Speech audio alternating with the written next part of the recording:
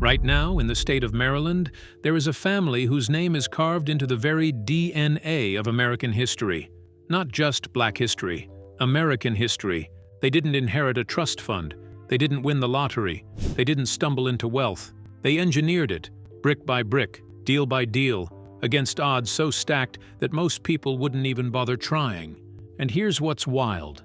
Most people walking past their legacy every single day have absolutely no idea what they're looking at. We are talking about a family rooted right in Baltimore, Maryland. A family that produced the first African American ever to build a billion-dollar company. A family whose story starts in a semi-tough East Baltimore neighborhood and ends on the global stage, running a food conglomerate operating in 31 countries. A company with $2.2 billion in annual sales. A company listed on Fortune magazine's top 1,000. Before we get into who they are, I need you to ask yourself one question right now. How much do you actually know about Black wealth in America? And what's being built right now in your own backyard? Stay right here, because what you're about to hear will change the way you see wealth, legacy, and what's truly possible. Maryland's secret. Let's start with the state itself, because Maryland is hiding something extraordinary in plain sight. Most people think of California, New York, or Texas when they think about American wealth.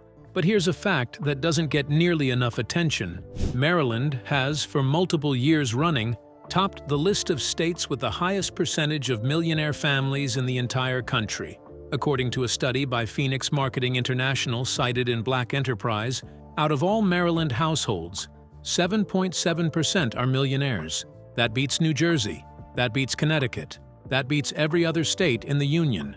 But here's the part that barely makes headlines. Maryland is also home to the richest African American families in America. Not one or two, an entire ecosystem of them. 7 out of 10 of the most affluent Black communities in the United States are located right here in Maryland. Let that sink in for a second. 7 out of 10.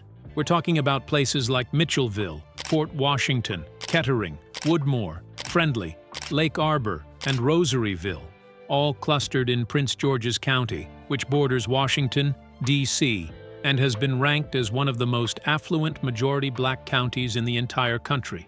More recently, neighboring Charles County, where many PG County families have relocated, has taken that crown, with Black families enjoying waterfront properties on acres of land and incomes that would make you look twice.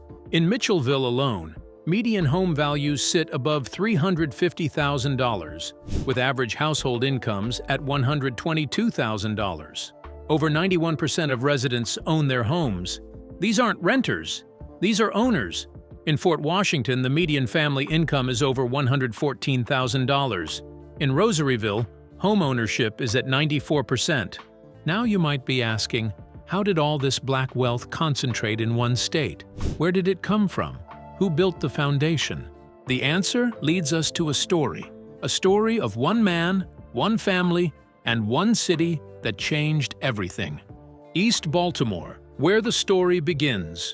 Close your eyes for a moment and think about Baltimore in the 1940s. It's a segregated city. It's Jim Crow America.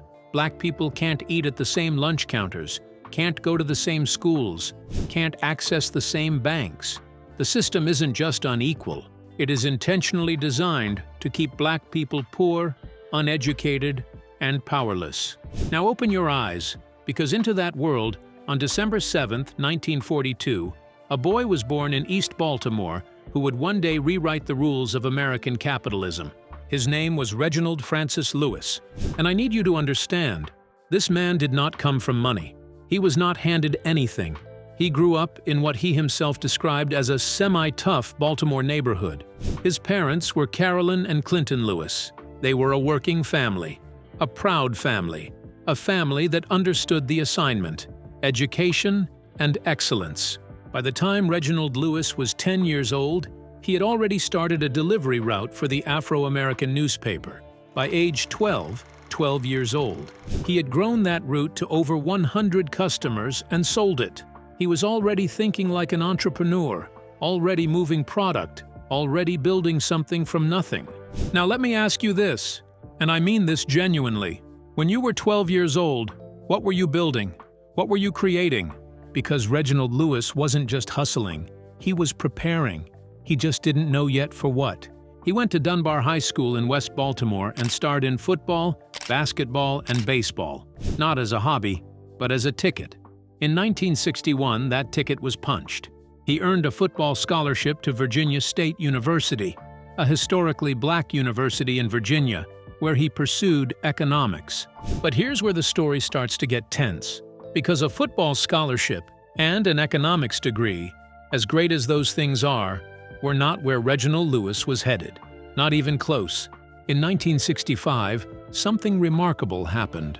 Lewis was selected for a Rockefeller-sponsored summer program specifically designed to encourage black students to enter law school. He attended the program at Harvard Law School that summer and impressed his professors so much that what happened next is the stuff of legend. Harvard Law School, one of the most exclusive, most competitive institutions in the world, invited Reginald Lewis to enroll as a full student, without him ever formally applying. Stop. Think about that. The only student in the 148-year history of Harvard Law School admitted before submitting an application. That is not a coincidence. That is not luck. That is raw, undeniable brilliance. He enrolled, he excelled. He graduated in 1968. Wall Street, boardrooms, and a man who refused to lose. After Harvard, the corporate world came calling. Lewis was recruited to practice at Paul, Weiss, Rifkind, Wharton, and Garrison, one of the most prestigious law firms in New York City. He specialized in mergers and acquisitions. But here's the tension. Here's the pressure point in this story. Reginald Lewis was one of the only black attorneys in rooms that had never been built for someone like him. He was brilliant, yes, but brilliance alone doesn't always open doors that racism has sealed shut. He had to be better than everyone else just to be considered equal. And instead of letting that crush him, instead of accepting the ceiling they'd placed above him, he decided to remove the ceiling entirely. In 1970, Lewis and several partners established Wall Street's first African-American-owned law firm, Lewis and Clarkson, the first on Wall Street, in 1970, when the Civil Rights Act had only been signed 6 years earlier. Let that weight sit with you for a second. He built his firm, built his reputation, and began structuring investments for minority-owned corporations. But Lewis had bigger visions.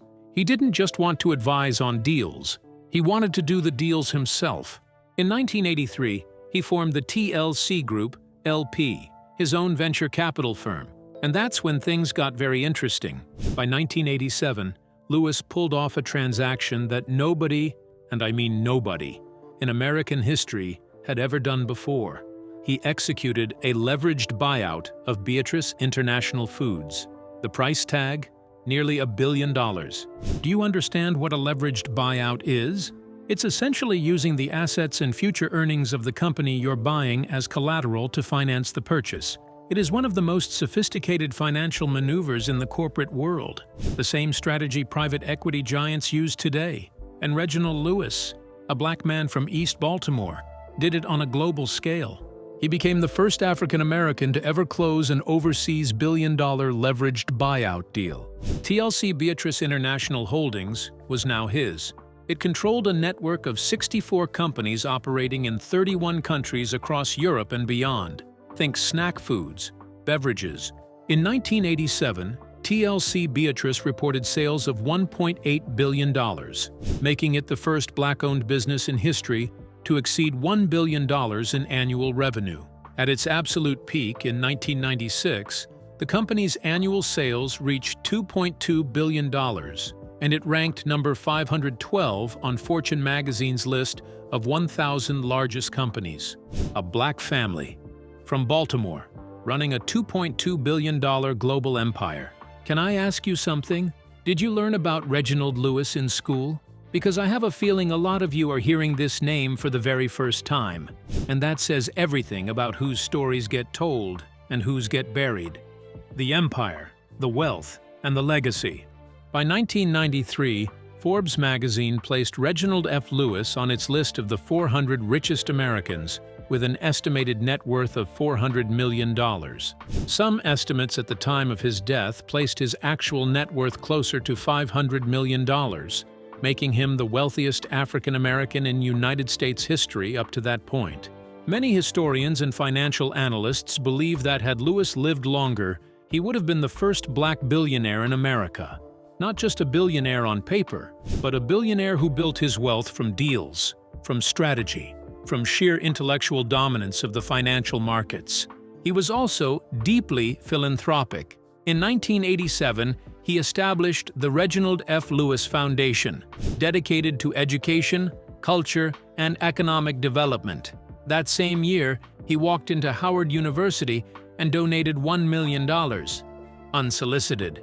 He didn't wait to be asked. The federal government matched it, turning the gift into $2 million used for scholarships, fellowships, and faculty sabbaticals.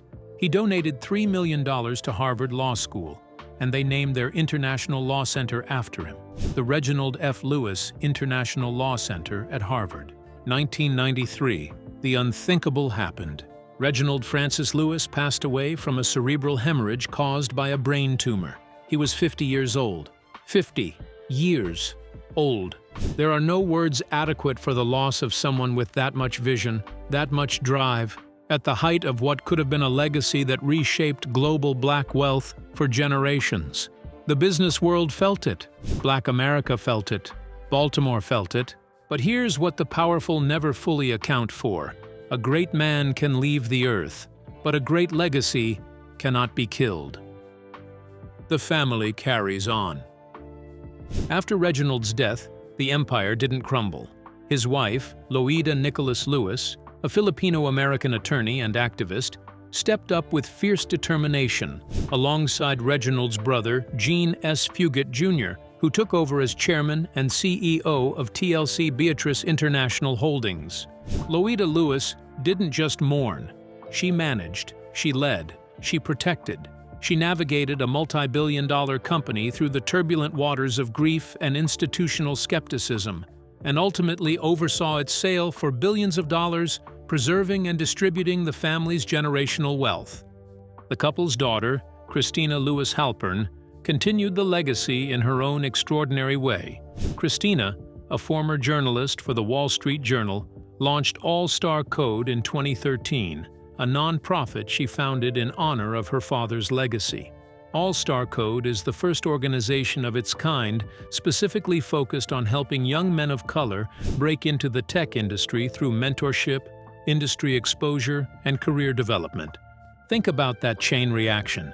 A boy from East Baltimore builds a billion-dollar empire. His daughter takes that inheritance and pours it into creating the next generation of black tech entrepreneurs. That is not just generational wealth, that is generational purpose. Daughter Leslie Lewis has also continued philanthropic and advocacy work connected to the family foundation. And to ensure that Reginald's story never gets buried again, the Reginald F. Lewis Museum of Maryland African American History and Culture was opened in Baltimore in 2005. Endowed with a $5 million grant from the Lewis Family Foundation, it stands today as the largest African American museum in the state of Maryland. Forbes magazine itself called Lewis the Jackie Robinson of Wall Street in a 2021 feature article. That's the caliber of figure we're talking about. Here's something I want you to think about. The Waltons have Walmart. The Rockefellers have oil. The Lerners of Maryland turned a $250 loan into a $6 billion real estate empire. And Maryland's greatest black family turned determination, brilliance, and a football scholarship into a global empire. What is stopping the next Reginald Lewis from being born right now? And what are we doing to build the environments, the knowledge, and the resources that make that possible? Maryland, the promised land for black wealth. Now let's zoom out, because the Lewis family didn't build their legacy in a vacuum. Maryland, and specifically the communities surrounding Washington, D.C., became fertile ground for black wealth accumulation in a way that is almost without parallel in American history. Here's how it happened. After the Civil Rights Act of 1968, which prohibited racial discrimination in housing, black professionals began flowing out of Washington, D.C., seeking space, land, and a quality of life they'd been denied. They moved to Prince George's County. At the time, PG County was overwhelmingly white, but the transformation was rapid and powerful. Black doctors, lawyers, federal employees, military officers, engineers, and entrepreneurs poured in. They bought homes. They built equity. They built communities. Maya Davis, a research archivist and legislative liaison for the Maryland State Archives, explained that the rise of government jobs in Washington, D.C. created a pipeline of opportunity, and people began looking beyond the city limits to build their family communities. By 2017, BET ranked 5 Prince George's County neighborhoods among the 10 most affluent African-American neighborhoods in America: Mitchellville, Kettering, Fort Washington, Woodmore, and Friendly. By 2020, the county's population was 64% Black, and the median household income was approximately $86,000. But in the crown jewel communities, income soared well above 6 figures. Fort Washington, $114,000. Mitchellville, $118,000. Rosaryville, $128,000. And now, a new development. Neighboring Charles County, where Black families are relocating from Prince George's, has surpassed its neighbor to become the wealthiest majority Black county in the United States. As one demographer put it, "You can tolerate an extra-hour commute if it means you can get 5 acres of land on the waterfront in Charles." 5 acres on the waterfront. Black families in Maryland, buying waterfront land, 5 acres at a time. This is the compounding result of decades of strategic movement, investment, and community building, brick by brick, generation by generation. And it all has a cultural North Star, the legacy of people like Reginald Lewis, who showed what was possible when a Black man from Baltimore refused to accept the limitations others imposed on him. The numbers don't lie. Let's talk specifics, because the data is breathtaking. Maryland is the only state in America where multiple majority Black communities rank among the wealthiest communities of any demographic group in the nation. Not just wealthy for Black people. Wealthy, period. Now, I need you to pause and really sit with this. In 2025, Maryland has 11 billionaires with a combined net worth of $35 billion. While the current billionaire list skews toward white families, the infrastructure of Black wealth in Maryland is accelerating faster than most people recognize. And the cultural wealth, the museum bearing the Lewis name, the nonprofits funded by the Lewis Foundation, the All-Star Code programs training the next generation, that is incalculable. Do you know what separates communities that stay wealthy from those that lose it? The answer isn't just money. It's institutions. It's foundations, museums, nonprofits, scholarships, and mentorship pipelines. The Lewis family understood that instinctively. And Maryland's Black community has been building those institutions quietly, powerfully, and with extraordinary intentionality. What most can't imagine. The title of this video says the Lewis family owns what most can't imagine. So let's be very clear about what that means. It's not just the money, though the money is staggering. It's not just the real estate, though Maryland's Black families now own some of the most valuable residential property in the Mid-Atlantic region. It's not even the business empire, though TLC Beatrice at its peak was larger than companies most people have on their stock portfolios. What most can't imagine is the freedom that real generational wealth creates. When Reginald Lewis was building his empire, he wrote a book that every aspiring entrepreneur should read. He titled it, "Why Should White Guys Have All the Fun?" Read that title again. Why should white guys have all the fun? He wasn't asking with bitterness. He was asking with ambition. He was looking at the landscape of American capitalism, at the leveraged buyouts, the corporate boardrooms, the billion-dollar deals, and he was saying, "I belong here, and I'm coming." And he came. He conquered. He left a legacy that outlived him by decades and counting. His mantra, remembered by everyone who knew him, was simple: keep going, no matter what. Not keep going when things are easy. Not keep going when people believe in you. No, keep going, no matter what. That is the operating philosophy of the Lewis family. That is the philosophy that built a billion-dollar empire from a newspaper route in East Baltimore. That is the philosophy that produced a woman who gave $1 million to a university without being asked. That is the philosophy that created a daughter who looked at her father's legacy and said, "I'm going to build something in his honor that lifts the next generation." That philosophy is the most valuable inheritance money can't buy. The ripple effect. Here is what I want you to understand about the Lewis family's impact and about the broader Black wealth ecosystem in Maryland that goes beyond the dollar figures. Wealth concentration in Black communities creates ripple effects that economists can't always capture in their models. When Black professionals moved into Prince George's County in the 1970s and 1980s, they weren't just buying houses. They were building school districts. They were creating demand for Black-owned businesses. They were funding churches that funded community centers, that funded youth programs. They were becoming the employers, not just the employees. The Reginald F. Lewis Foundation funded grants of approximately $10 million to various nonprofits and programs during Lewis's lifetime alone. After his death, the foundation continued. The museum that bears his name has educated hundreds of thousands of visitors about the richness and complexity of Black life and achievement in Maryland and across America. His daughter, Christina's All-Star Code, has introduced hundreds of young men of color to careers in technology, creating the next wave of Black tech founders, engineers, and executives. And here's the thing about generational wealth that people miss. It doesn't just skip from grandfather to grandson. It multiplies. It creates doctors who give back to their communities. It creates lawyers who take on cases that matter. It creates investors who fund the next entrepreneur.